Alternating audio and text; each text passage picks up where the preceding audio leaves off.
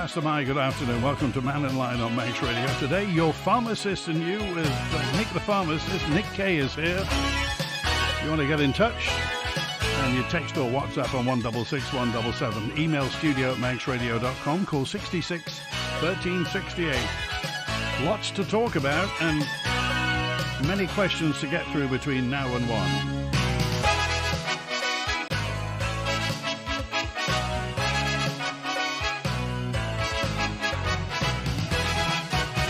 So, Faster Mai. Hi, Nick. How are you? Hi, Andy. I'm great. Thanks for having me back. Jolly good. You'll watch it, by the way, if you see this on video. Nick is continuing to shrivel in front of my eyes. Nick, you've been on the jabs for how long now? Thank you. I've been quite open and transparent about that. So I've been on the jabs since the 1st of January 2025. So, yeah, quite a while. Okay, and if you don't mind me asking, how much have you lost? Yeah, no, so I don't mind at all. So I, on the 1st of January 2025, I was 18 stone 7 with a 46-inch waist. And my appointment today, because I'm away in day today, do it properly, get the appointment, get the clinical advice. I'm 13 stone 12 and I have a 34-inch waist. My word. So... I mean, the slimming jabs, if you like, Manjaro and what have you, they sound like miracle drugs. Yeah. Are they, and are there any downsides to them? Yeah, no, so that's a really important question. So we always say to people, you need to take proper advice when you're thinking about starting these medicines. And the medicines are, for me, they've been life-changing, but with anything, they're not without risk, and it's really important wherever you choose to, or if you choose to get them, you are properly informed. So simple side effects you can get. One of the ways in which it works is it slows down the way in which things move through the tummy. That makes you feel a little bit fuller quicker, stops you eating so much. But if things move through the tummy more slowly, then things like constipation, heartburn, or nausea can be quite common. And obviously, we always tell everyone when they're starting, there's the one serious risk of acute pancreatitis, which is about 50 in 100,000 people, so 0.5%. 99.5% of people won't experience it, but it's just really important that we make people aware of it, as we go through. And for new listeners, these were diabetes drugs, weren't they? So They've been around for ages. They have, and I get quite geeky about this. So actually found in 1976. They were found when people were looking at things like anglerfish and Komodo dragons, believe it or not, and going, well, why do these animals not eat for an extended period of time, and how do they control their blood sugar? And when they worked that out, exactly as you said, Andy, they then were used for the treatment of type 2 diabetes primarily, first as a daily and then a weekly injection, and been around for 15, 20 years in that guise. So how come it took so long for them to transfer to this field? Yeah, so that would imagine that pharmaceutical companies aren't altruistic. We know they like to make a few quid, and actually what they found was when people went on these jabs as a type 2 diabetes treatment, people lost weight. When they lost weight, then actually they came off the medicine because the type 2 diabetes reversed. And then some genius in Novo Nordisk went, well, actually, maybe I can market this as a side effect. They did then that bit of extra research and found that it also had an effect in the brain and stopped people thinking about food so often, and had this effect on the tummy to make you feel fuller quicker. And the rest went from there. And that's where this, somebody's mentioned it, food noise lessons. Yeah, no, it's a fascinating thing, food noise. Exactly as you say, that ability to sort of seek out and want food. So for me, I get home after work, 6:30, and then I can graze and eat the world. And it just kind of turns that kind of thought off. It's a fascinating process that you think, is this how other people's world really is? But yeah, it is fascinating. Okay, questions now. This is from Simon, who said, is it possible for pharmacists to provide prescriptions in certain circumstances? What are the limitations? Yeah, no, that's a really, really great question. So actually, as pharmacists, I've done an extra year's qualification to actually have a master's in prescribing. That's currently what you have to do. So I've been what we call an independent prescriber for the last sort of 6-7 years. Also trained people to be independent prescribers. And actually, a pharmacist can prescribe anything that a doctor can, as long as it's within our clinical competence. So we have to feel comfortable and happy that we can do that. So some of the things that we commonly do on our site, and I know other independent prescribers do, is simple on the day demand things, antibiotics, pain relief, that type of thing, and go from there. Actually, this year, for the first time, all new pharmacists will graduate as prescribers. So from 2026, all new pharmacists leaving university will already be prescribers. And then it's the case of, in England, if you look across, they have got some NHS funded prescribing services. Scotland's way more advanced. They do lots of prescribing services on the NHS. Wales, again, somewhere in between. And I know that it's something that Manx Care are looking at as we move towards the end of this year, about maybe having that type of service available in community pharmacies, because there's actually quite a lot of prescribing pharmacists on the Isle of Man, but currently we have to do that mainly in a private framework.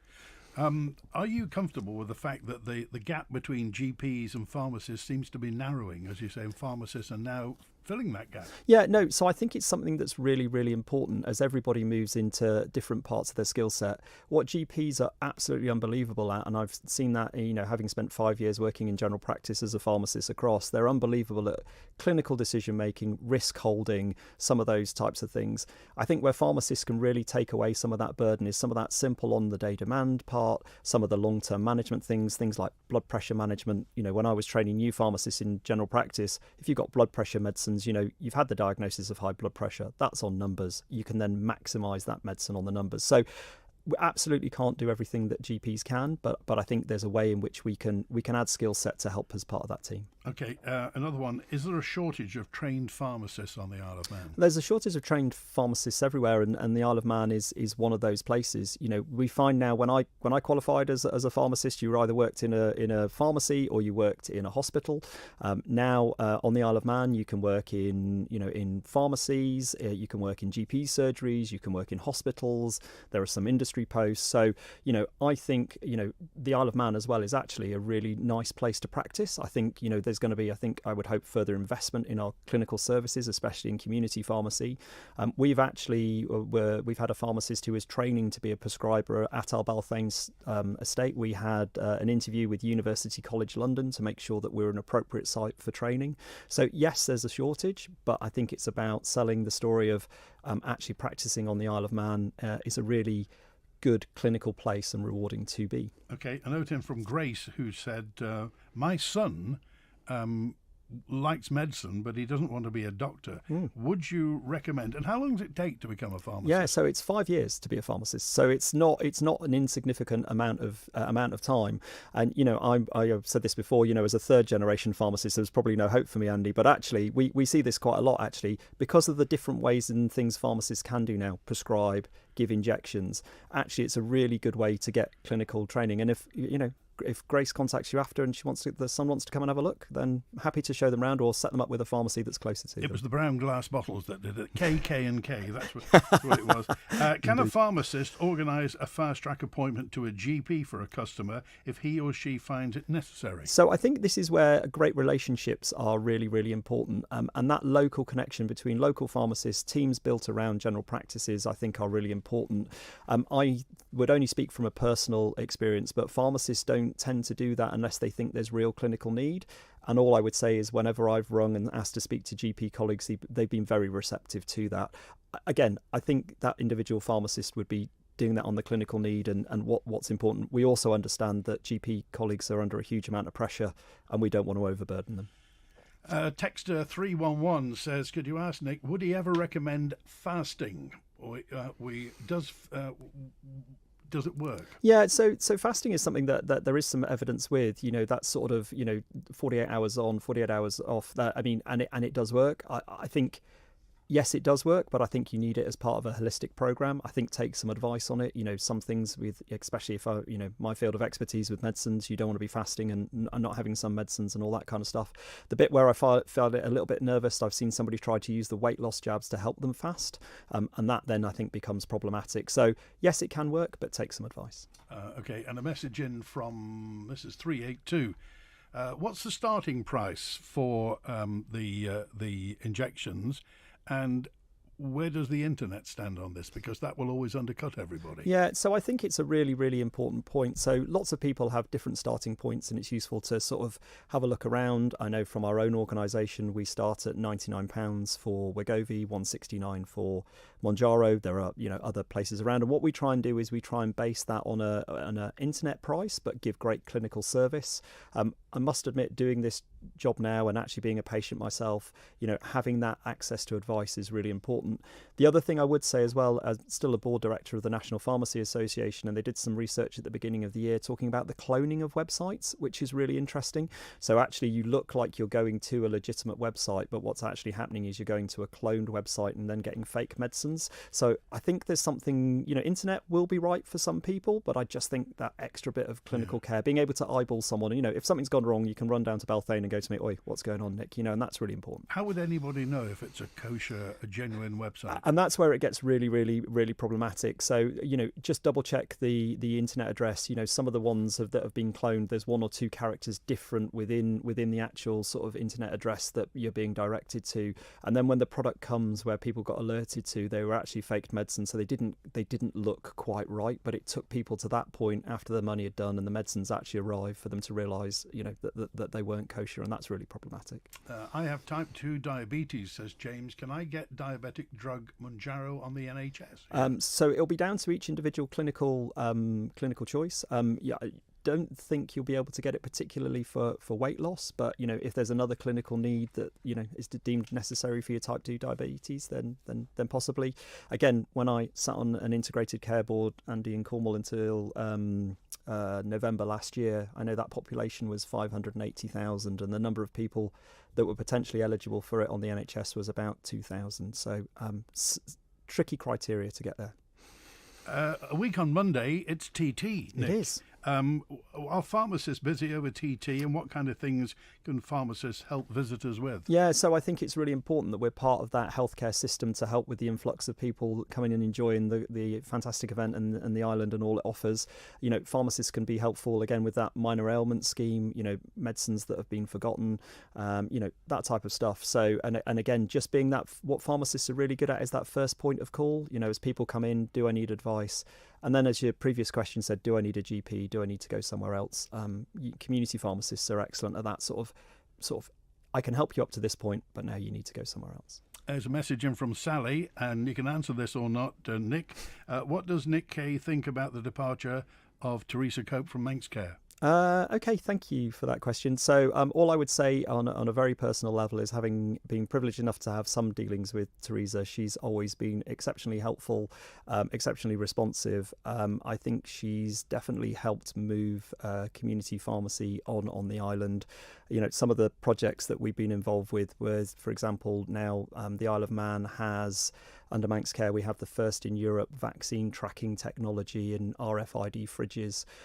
We actually went and showcased that with an international company called Hire at the weekend, where we had people like David Webb, the Chief Pharmacist of England, coming to have a look at the technology and going, how is the Isle of Man 10 years ahead of everyone else? So personally, I'm sad to see Teresa go, and I think she's helped move some innovations on in the position she was at.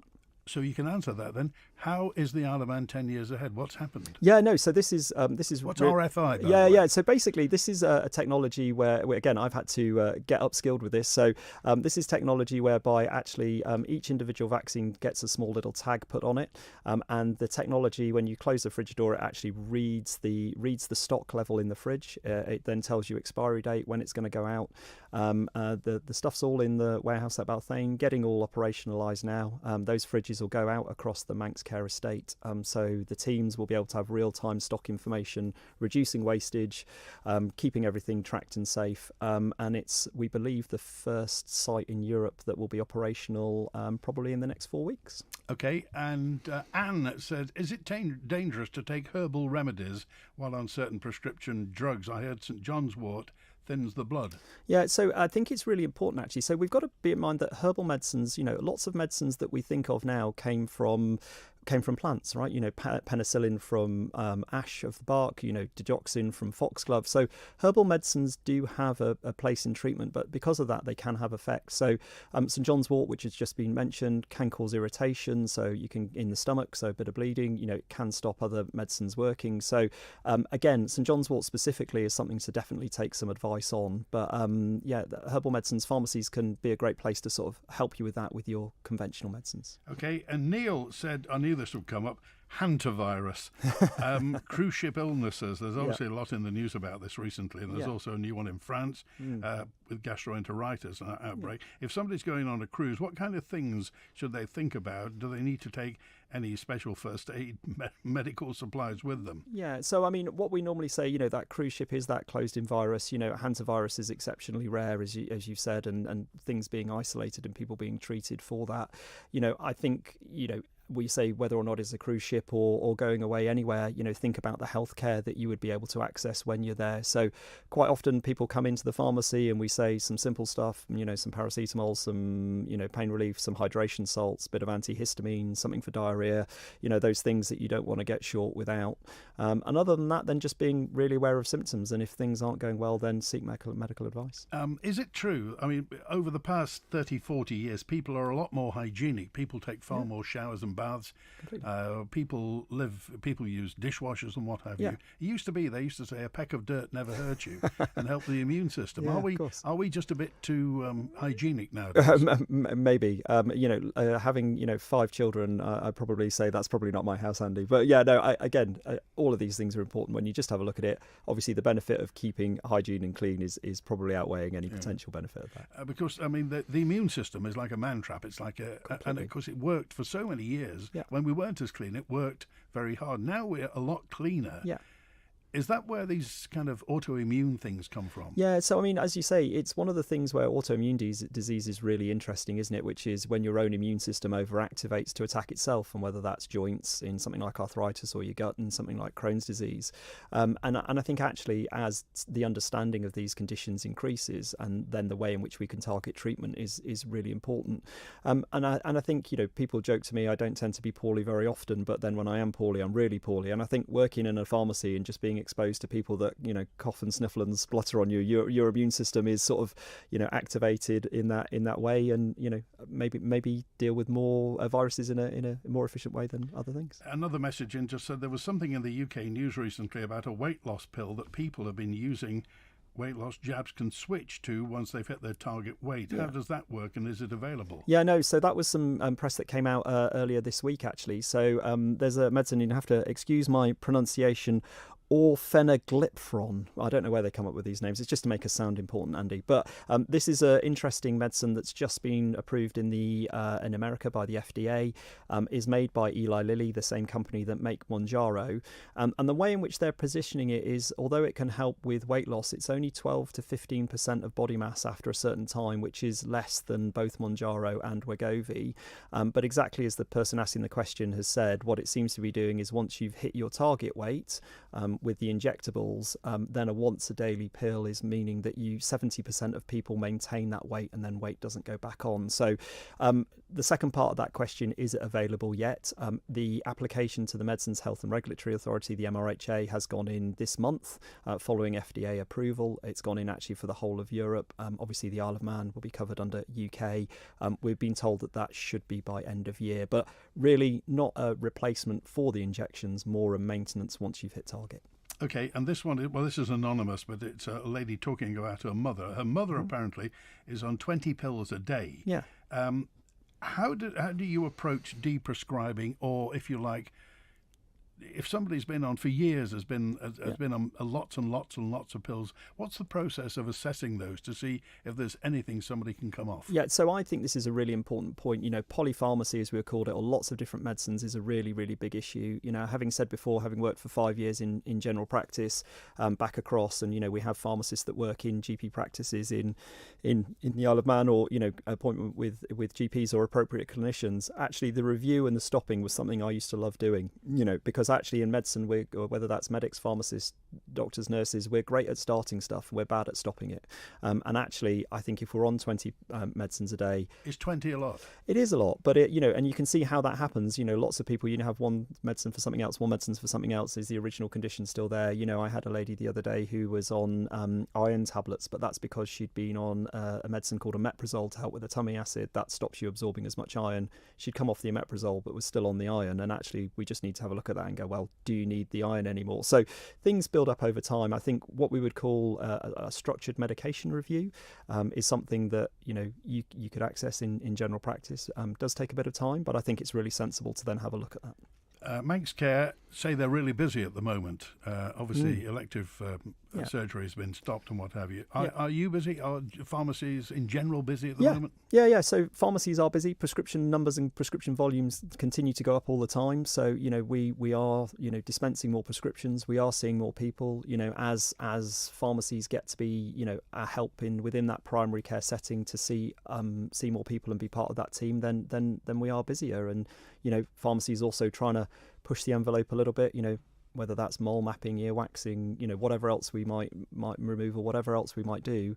But yeah, pharmacies continue to be busier like all parts of healthcare. Interesting you say that. This is Malcolm WhatsApped in to say, what does Nick think about skincare AI analysis tools? Boots.com has a free app which gives instant results from any photo uploaded.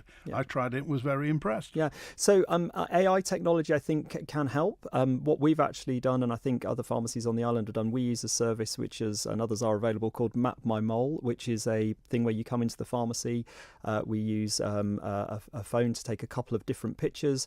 That then goes to a team of 12 consultant dermatologists across. They would say that they still do it better than the AI, which is really interesting, and that's where we're going from. We've not been doing many of those, probably about 50 or 60 so far, but we've actually found 3 cancers already, and that actually is a really big deal. We've then managed to refer those to people on island and have those things removed. So skincare is something that we sometimes, it's fine, it's okay, it's just a bit itchy, that mole, it's bleeding a little bit, but actually that type of stuff is really important, and I think to have helped those people find those things hopefully has changed their lives for the positive. Well, actually, that's fantastic. And the key with moles is if the shape changes, as you say, if they get bigger and bigger, something has to be done. Yes. Map My Mole. Yeah, Map My Mole is. It's really interesting. So yeah, as you say, those sorts of things you say, some sort of change in shape, change in colour, bleeding, itching, don't mess around, get it checked out. Okay, let's have a look here. Oh my word. What's your viewpoint using peptides?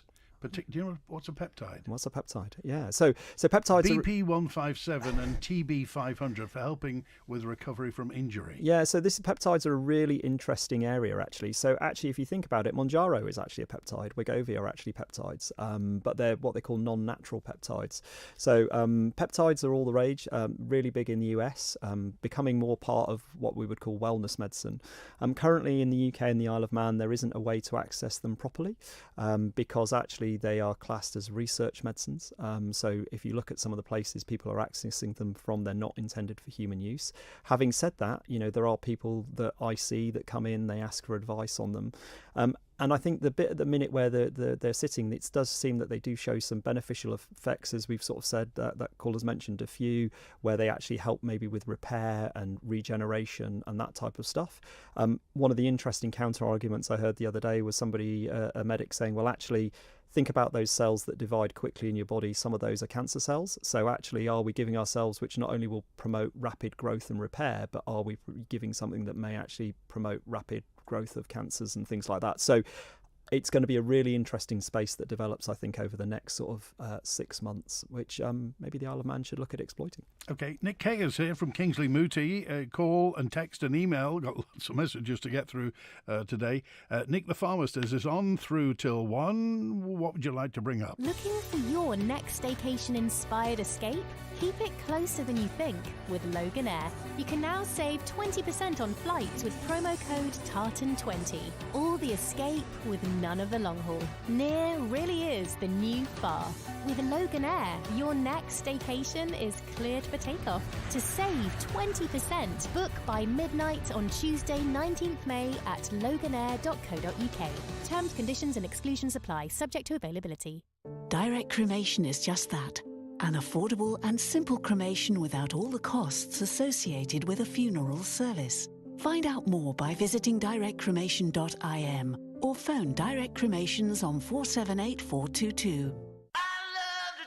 Drive smarter. Drive more reliable. Drive a great deal at Mannin Motors. With a superb range of cars for every budget, always available. And if we don't have it, we'll source it. Plus, servicing, valeting, and prestige detailing too. Mannin Motors, Richmond Hill, Douglas. Find us on Facebook or call 420 420. That's 420 420. Drive a better bargain at Mannin Motors.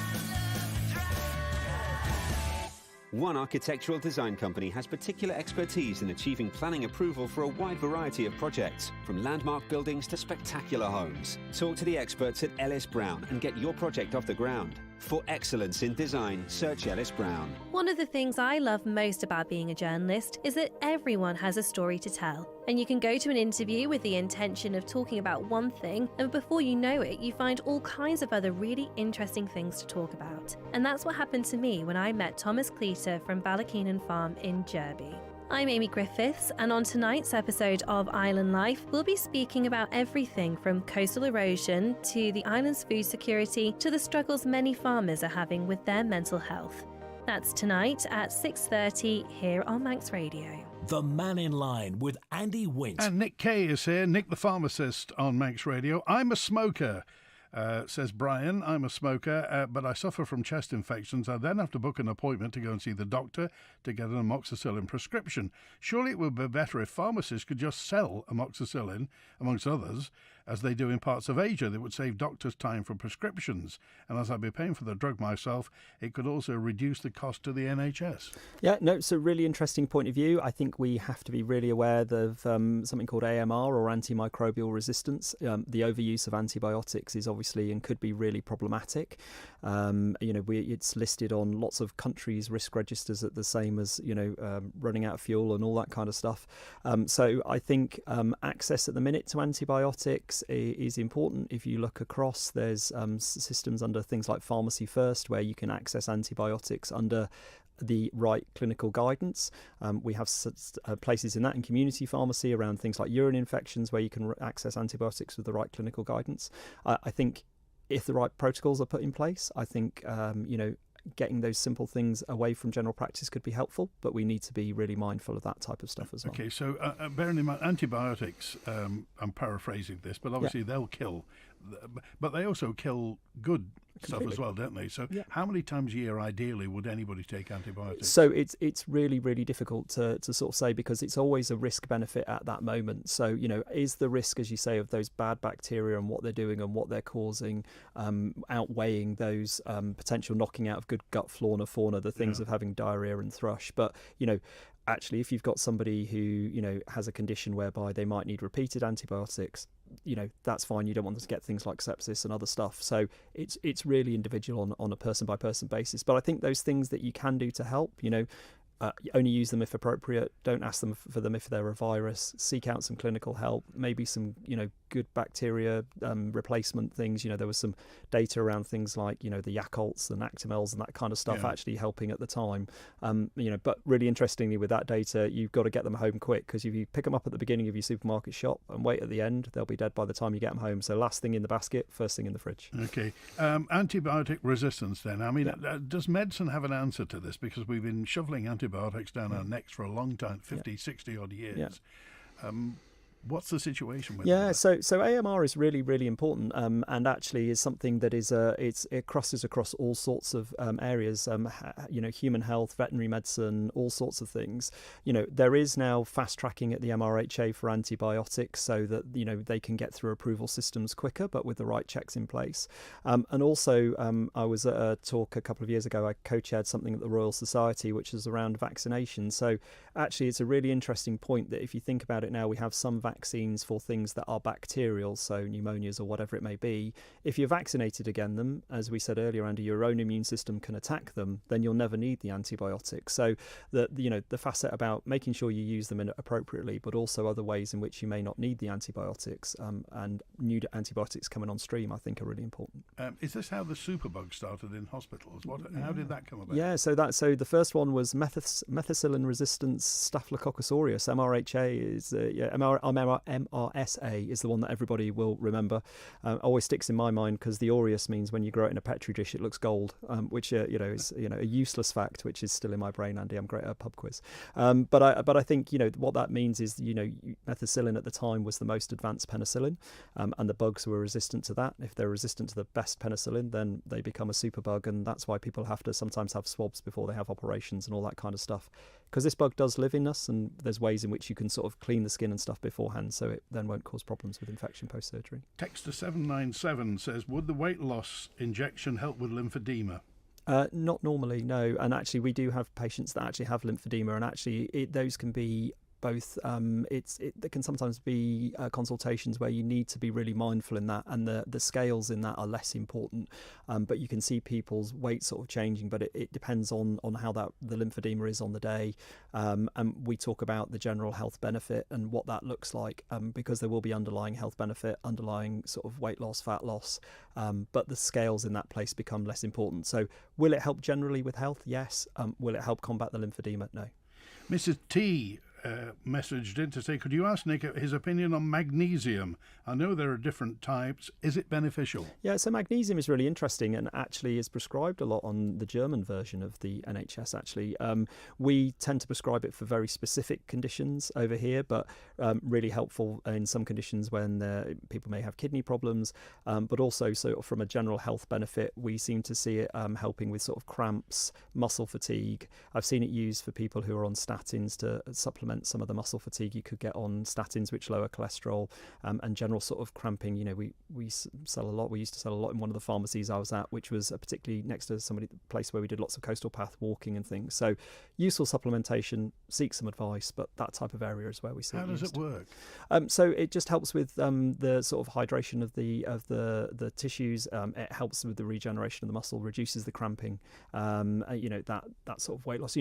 Back in the day when my grandfather was in the army, we used to talk about old-fashioned salt tablets. If you look at things like rehydration salts like diurolite, they're electrolyte-based. So hydration in, cramping less. Magnesium is just good at that. Talking of salt, Andy on 667 says, salt, table salt, pink or rock salt or sea salt, which is good for iodine or alternatives? Oh, excellent. Okay, so again, I would check with, as far as iodine is concerned, I would just check with whatever is within the salt packet. I would say I quite like a natural salt, but a sea salt. But, coming from both Cornwall and living on the Isle of Man, we would expect me to say nothing less. Okay. Do you have salt on your chips? That's the important thing. Yeah, I do. Okay. Do you have any suggestions to diminish female postmenopausal belly fat? I despair that I live a good lifestyle, but shifting it seems impossible, says S. Yeah, no, so it is really difficult with that type of stuff. You're talking about sort of fat targeting or removal in specific areas, then actually that's probably going to fall into the line of less about dietary, more about getting advice from a personal trainer or somebody from a gym about how you would target it. Post-perimenopausal people we see quite a lot for our weight loss clinic. It tends to be more difficult to shift weight as you get on a little bit. So again, if specific areas, specific toning, then I think less about losing of the weight, more about advice on how to change that. My mum is immobile. She's 86 and is fairly large build. She spends most of her day sitting. Is there anything she could do to help her lose a bit of weight for her mobility? She goes to a class once a week and they do some exercises. She can get around a bit by use of a walker, says Sue. Yeah, so I mean, again, all of these things are really important. I think that holistic approach to the lady's mum is really important. The exercise classes, getting great dietary advice, that type of stuff is really important. I think those are the best ways forward with it.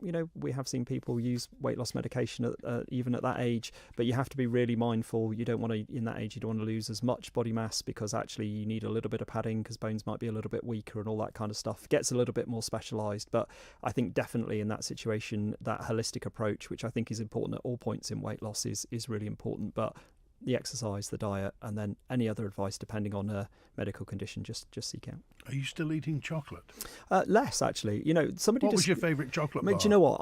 So I'm going to say Marathon because I refuse to say Snickers because I'm of that sort of age, Andy. But what's really fascinating about being on the weight loss jabs? Somebody described it to me as the difference between can't and want. So when you're on a diet, you can't have things. When you tend to be on these type of jabs, what you do is you have a little bit and then you don't want any more. But the bit that was really powerful was the the person said to me then, it's the first thing I don't feel like I'm punishing myself, which has got quite a big statement to it, actually. What do your 5 children think of all this? So my 21-year-old who's training to be a paramedic is now despairing. He's 6'3" and now can no longer nick my clothes, so he's a little bit disappointed. And my 5-year-old says, "Where's Daddy going?" And the guys in between, just as long as they can still get taken out for the food now and again, they don't mind too much. Hello, Jill. Hi, Jill. You're live with Nick the Pharmacist. The question is, does B3 help glaucoma? Oh, that's a really specific question, Jill. So, I mean, vitamin B, vitamins in general can help with sort of nervous system and that type of stuff. Glaucoma tends to be an increased pressure, obviously, within the eye, and most of the treatments tend to be within both the inflow and outflow of fluid within the eye.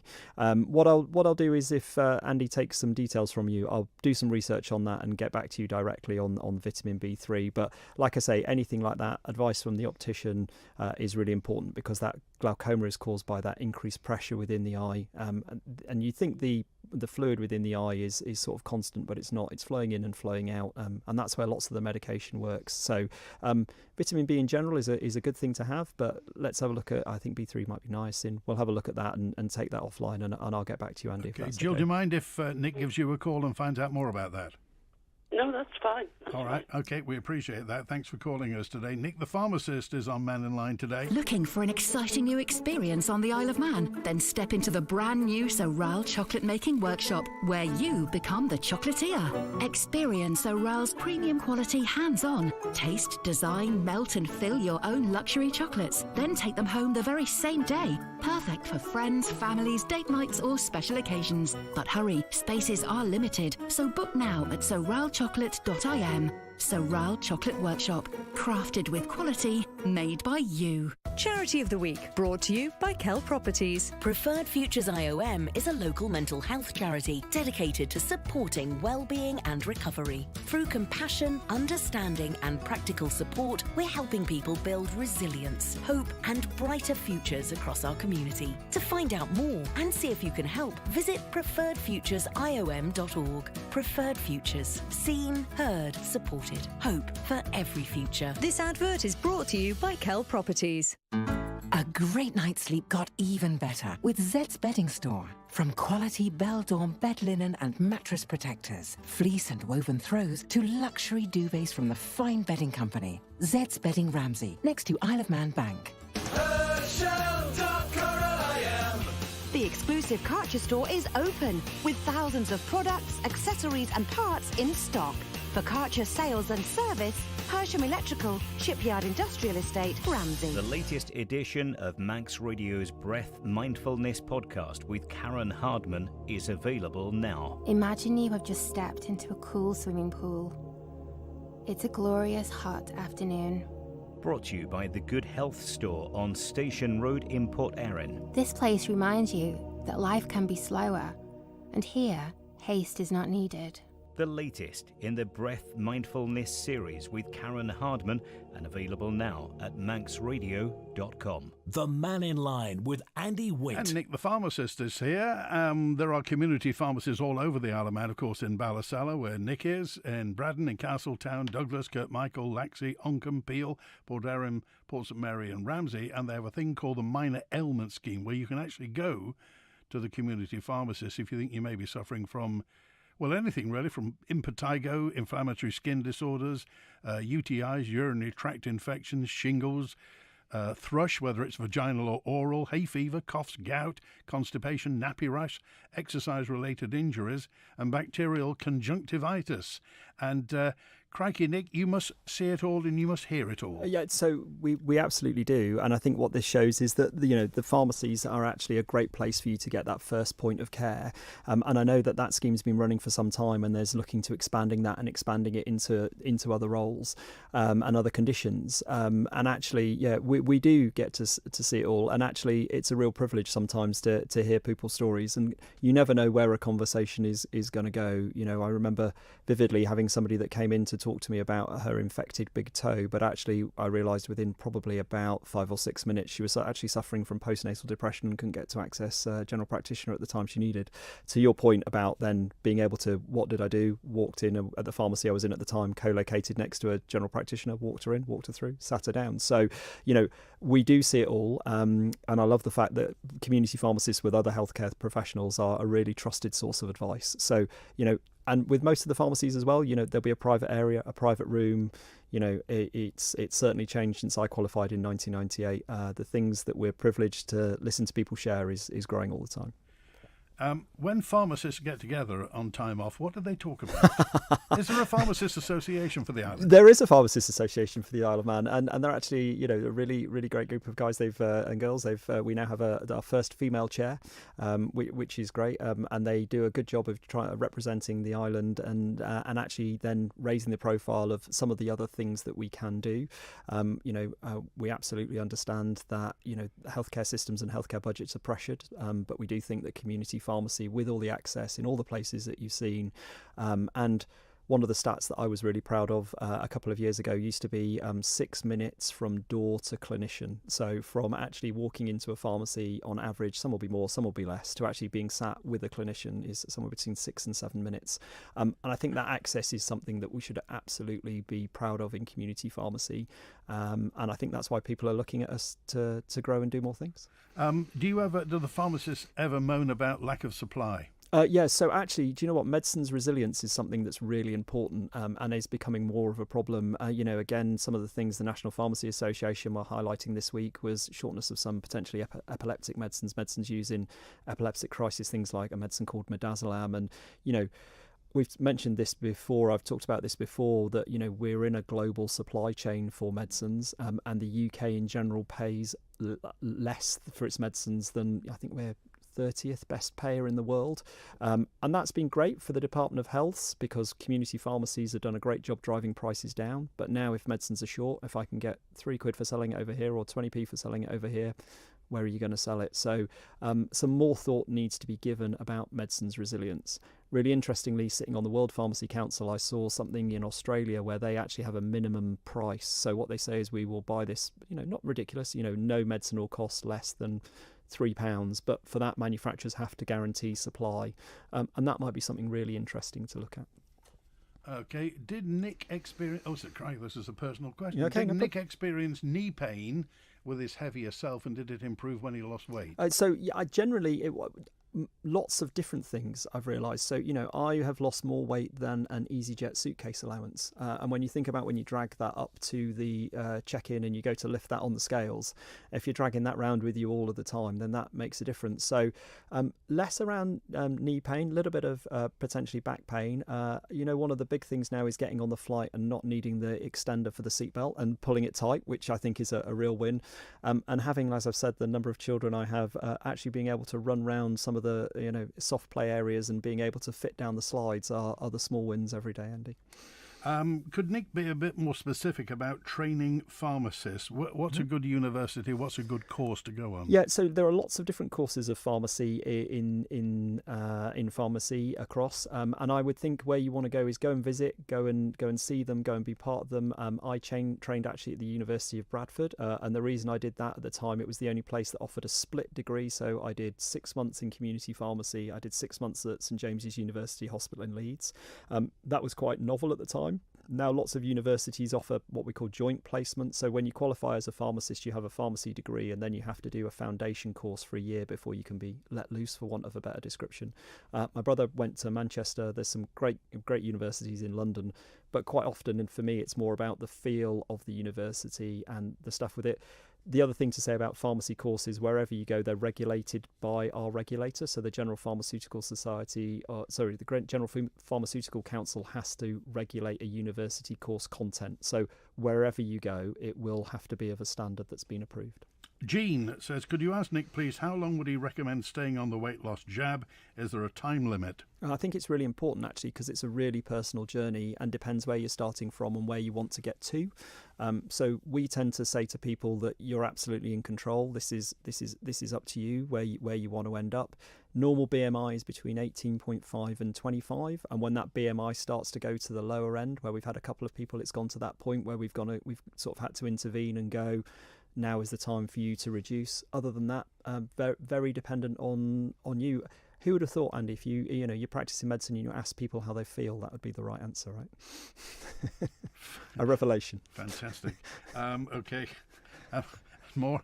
There are many more personal questions. People are saying, what happened to your old wardrobe? My old wardrobe. So, on Balthane we have quite a large warehouse behind, and somebody said we should set up a vintage, so you could put clothes hangers on the way in and clothes hangers on the way out, which I thought was quite an interesting sideline, which, maybe we'll explore. But yeah, some to charity and some to my 6'3" 21-year-old. In all seriousness, when will you know if it's working, or will you be watching your weight like a hawk? So this is something that's really important, actually. So I've been listening to and had some advice. There's a professor of genetics at Oxford Uni who described people and obesity and weight gain as having a genetic component to it. So, my parents' war generation, you never left any food, always finished everything. And 80% of what we do can be probably taught, and you can train yourself to do something different. But I'm under no illusion that I have a genetic component to my weight gain, having battled with it. So it's in the genes. Yeah. So this was really interesting. So there was a professor of genetics, emeritus professor of genetics at Oxford Uni, and I hate the phrase, but he described it that everybody had an obesity thermometer. Now I hate the phrase, but actually he described it as a tendency to gain weight. So whether that's your natural GLP-1 is low, your insulin is high, whatever it may be. But in the same way that some people's lungs are asthmatics, some people are tall, some people are short, that obesity is now being thought of as a chronic long-term condition. And because of that, I'm under no illusion that when I come off this medicine, at some point I will go back on this medicine. And that's really hard to get my head around. I'm going to try not to, but I also know what my own habits are like, being really open and transparent. So it's changed my life. I think it's put years on my life. But I don't know, even now, as a really experienced pharmacist in this field, what my ongoing relationship will be. And that's difficult. And obesity is something, I mean, it's really, probably somebody mentioned this to me recently and just said it's when everybody stopped smoking that people suddenly started to so they swapped lung cancer and heart problems for obesity. And obviously obesity has life-changing implications. Completely. And there may be something in that, Andy, right? That drive and that need for something which then suppressitates your appetite. For those of us with an addictive personality, for want of a better description, not smoking anymore, or reach for a chocky bar or something else that gives me pleasure. And actually, it's really interesting now, some of the studies coming through around this class of medicines and being used and tried in things like, can it stop people smoking? Will it help with alcohol? Could it help with addiction and gambling? It's a fascinating class of medicine we're going to learn more and more about, I think. Gordon said, Nick was talking about the fact that we're in the queue with the UK for pharmaceuticals. Yeah. Why don't people bargain more then? So it's really interesting. So I think bargaining more is something that's really important. So the medicines that we get reimbursed as community pharmacies in the NHS, irrelevant to which four nations in the Isle of Man you're in, are set on something called the drug tariff. So those prices are fixed by central government. And then individual community pharmacies try and get those medicines for a little bit cheaper. That's part of our contract. We're allowed to do that. What we've then bought them for is reviewed by the government, and those prices are then tweaked and driven down. So I think as a country, the only way to sort of increase that buying power is if we get reimbursed more, so we can actually pay more on a global stage, which is unpalatable and difficult to hear when costs are always going up, but that's the reality. Has any antibiotic or any medicine, any pharmaceutical actually come down in price? Yeah, hugely. So I mean, really simple example, there was a medicine called Lipitor, which is the branded medicine off the top of my head. £30 for the cheapest strength when it was on patent. Atorvastatin now is probably costs less than £1. So when things become off patent, they become what we call a generic. They're made to the same pharmaceutical standard, but because you're not paying for the research and development costs £250 million to bring a UK market. If you're not paying for that, but you're paying for the tableting process, price drops really quickly. And again, asking for my husband, gout. How is it controlled? And is it inevitable? If you get gout once, will you get it again? Yeah, so gout's really interesting. You can, again, have a predisposition to it. So it's when you get the formation of uric acid crystals within a joint, and then, therefore, you should kind of think about how you would limit the formation of uric acid crystals. So you tend to form uric acid crystals when you have a tyramine-rich foods, and tyramine-rich foods are things like, believe it or not, pickled herring, steak, red wine, cheeses, and if they crystallise out in the joints, then you get the gout. So the other thing you need to do is keep yourself really well hydrated. So the old-fashioned treatment for gout before medicines was drink as much water as you can, flush yourself out, and it's why gout used to be called a disease of the gentry, because those with nice, high-rich diets. Okay, COPD, is this something that comes across your desk? Yeah, so chronic obstructive pulmonary disease is something which is actually a mixture of lots of different diseases. So it's an overarching term that we use for things like emphysema, asthma, bits, bronchitis. So yeah, COPD is something that pharmacists do get involved with. Probably not the diagnosis, but helping people use inhalers properly. What does that look like? The management, as you said earlier, of somebody who was maybe getting recurrent infections. So pharmacists have a key role to play with it, probably managing it, but less on the diagnosis part. Painful, isn't it? Can be horrible. And one lady, when I went to a talk once, the most powerful thing I've heard with that was a lady with chronic COPD said to me, how is it? She said, imagine trying to walk up and down a flight of steps while breathing through a straw. And it's never left me. And if you think about how distressing that would be, anything we can do to help minimise that is really helpful. Okay, so in the years to come now, obviously we're looking at whatever Manx Care is going to be doing for pharmacists. Stuff has happened certainly in the past few years. What would you like to see, or what would the association like to see pharmacists get from Manx Care? So I think there's, if you look at some of the, in the Isle of Man, we could absolutely take best practice from lots of places as well as innovating ourselves. I'd love to see a rollout of the more conditions on the minor ailment scheme as you described. I'd love to see prescribing being used in certain areas.